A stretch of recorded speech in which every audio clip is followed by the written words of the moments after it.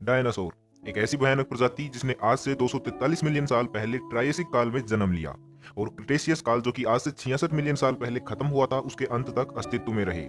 डायनासोरों ने हमारी पृथ्वी पर करीब 16 करोड़ सालों तक एक छत्र राज किया। डायनासोर रेप्टाइल्स या रेंगने वाले जानवरों के ग्रुप से बिलोंग करते थे।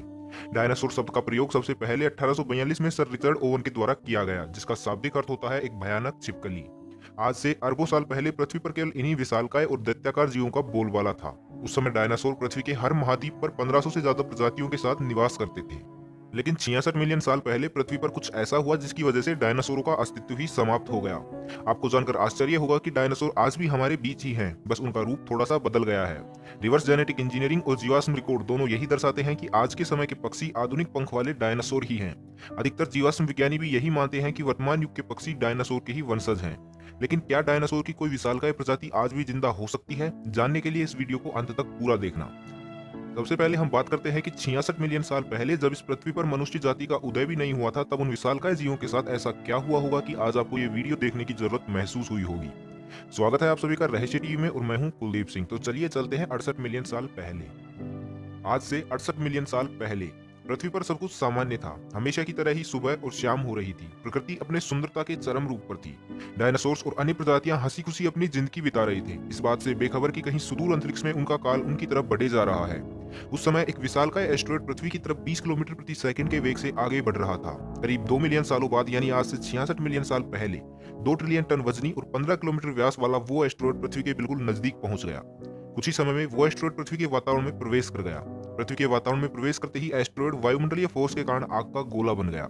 उसे देखकर ऐसा लग रहा था जैसे किसी दूसरी गैलेक्सी का सूरज हमारी पृथ्वी पर उतर आया हो। एस्टेरॉयड के पृथ्वी की सरफेस तक पहुंचते पहुंचते वायुमंडलीय फोर्स के कारण इसका डायमीटर 10 किलोमीटर तक रह गया। कुछ ही पलों में ये आग का धधकता हुआ गोला पृथ्वी की सरफेस से टकरा गया। जैसे ही ये एस्टेरॉयड पृथ्वी से टकराया तो उस स्थान से 300,000 क्यूबिक किलोमीटर अर्थ क्रस्ट तेजी से उछटकर स्पेस की ओर चला गया। इधर जमीन पर टक्कर की वजह से महाविस्फोट की स्थिति पैदा हो गई। ये टक्कर इतनी भयानक थी कि इसके 800 किलोमीटर के दायरे में तापमान 3000 डिग्री सेल्सियस तक पहुंच गया और 800 किलोमीटर के वृत्ताकार घेरे में आने वाला प्रत्येक जीव इससे निकलने वाली गर्मी और रेडिएशन के कारण तुरंत मर गया। ये टक्कर हिरोशिमा और नागासाकी पर हुए परमाणु बम विस्फोट से अरबों गुना ज्यादा शक्तिशाली थी। इस महाभयानक टक्कर के बाद उस जगह से धूल का एक भयंकर गुब्बार उठा। ये गुब्बार इतना खतरनाक था कि इसने कुछ ही समय में पूरी पृथ्वी को धूल के बादलों से ढक दिया। इन बादलों की परत इतनी मोटी थी कि इनको पार करके सूरज की रोशनी भी पृथ्वी तक नहीं पहुंच पा रही थी। लेकिन ये तो बस एक शुरुआत थी उस महाविनाश की जो आने वाले कुछ सालों में होने वाला था। एस्टेरॉयड के पृथ्वी से टकराने की वजह से पृथ्वी के सेंटर में एक भयंकर कंपन पैदा हुआ और अगले कुछ ही पलों में इस कंपन ने एक उच्च तीव्रता वाले भूकंप का रूप ले लिया। इस भूकंप की वजह से समुद्री इलाकों में उठने वाली ऊंची ऊंची सुनामी लहरों ने पृथ्वी पर जल तांडव करना शुरू कर दिया। इस महाभयानक टक्कर के कुछ समय बाद आसमान से एक बार फिर से आफत बरसने लगी, क्योंकि टक्कर के समय पृथ्वी के जो हिस्से स्पेस में गए थे वो वापस पृथ्वी पर एक आग के गोले की तरह बरसने लगे और दोबारा से एक महाभयंकर विनाश लीला की शुरुआत की। पृथ्वी के ऊपर से बादलों की परत ना हटने की वजह से तापमान भी 150 डिग्री सेल्सियस तक पहुंच गया। सूर्य का प्रकाश ना मिलने की वजह से धीरे धीरे धरती के सभी इलाकों के पेड़ पौधे मुरझाकर सूखने लगे। ऐसे में शाकाहारी डायनासोर और अन्य शाकाहारी प्रजातियों ने भोजन के अभाव में दम तोड़ दिया। अब बारी थी मांसाहारियों की। शाकाहारी प्रजातियों के खत्म होने के बाद डायनासोरों के सामने भोजन की कमी एक विकराल समस्या के रूप में खड़ी थी। भूख से निजात पाने के लिए डायनासोर के एक समूह ने दूसरे समूह पर हमला करना शुरू कर दिया।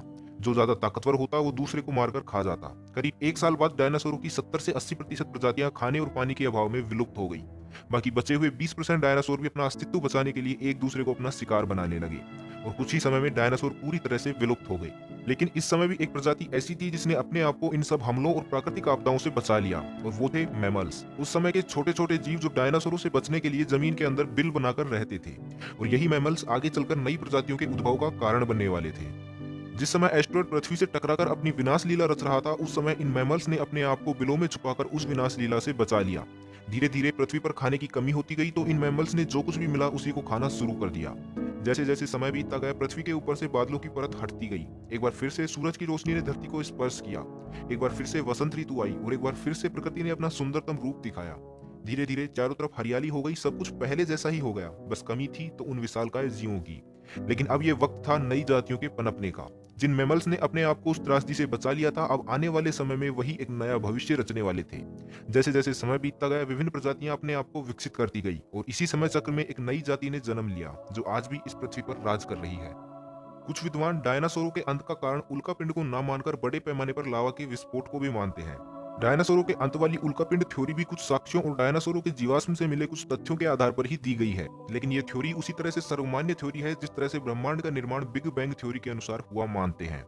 लेकिन किसे पता कि बिग बैंग थ्योरी सही भी है या नहीं। खैर, ये एक चर्चा का विषय है जिस पर हम भविष्य में चर्चा अवश्य करेंगे। लेकिन इस वीडियो को देखने के बाद एक सवाल जो अब भी आपके मन में बार बार आ रहा होगा वो ये है कि क्या उन विशालकाय डायनासोरों की कोई प्रजाति अब भी जिंदा हो सकती है। तो इस सवाल का जवाब है हाँ। आज भले ही साइंस ने इतनी तरक्की कर ली है कि वो स्पेस एक्सप्लोरेशन के क्षेत्र में नए नए इतिहास रच रहा है, लेकिन एक कड़वी हकीकत ये भी है कि आज भी हम अपनी पृथ्वी को पूरी तरह से नहीं जान पाए। आज भी हमारी पृथ्वी पर सैकड़ों हजारों ऐसे स्थान हैं जो अब भी इंसानों की पहुंच से कोसों दूर है। कुछ तो ऐसे रहस्यमयी स्थान भी हैं जिनके बारे में साइंस जानता तक भी नहीं है। ऐसे में हो सकता है कि उस युग के डायनासोर्स की कोई प्रजाति बड़े आराम से अब भी उन रहस्यमयी स्थानों पर विचरण कर रही हो, क्योंकि इस बात का इतिहास गवाह है कि बहुत सी विशालकाय प्रजातियों को साइंस ने विलुप्त घोषित कर दिया था, लेकिन वो प्रजातियां देर से ही सही लेकिन एक बार फिर से लोगों के सामने आई।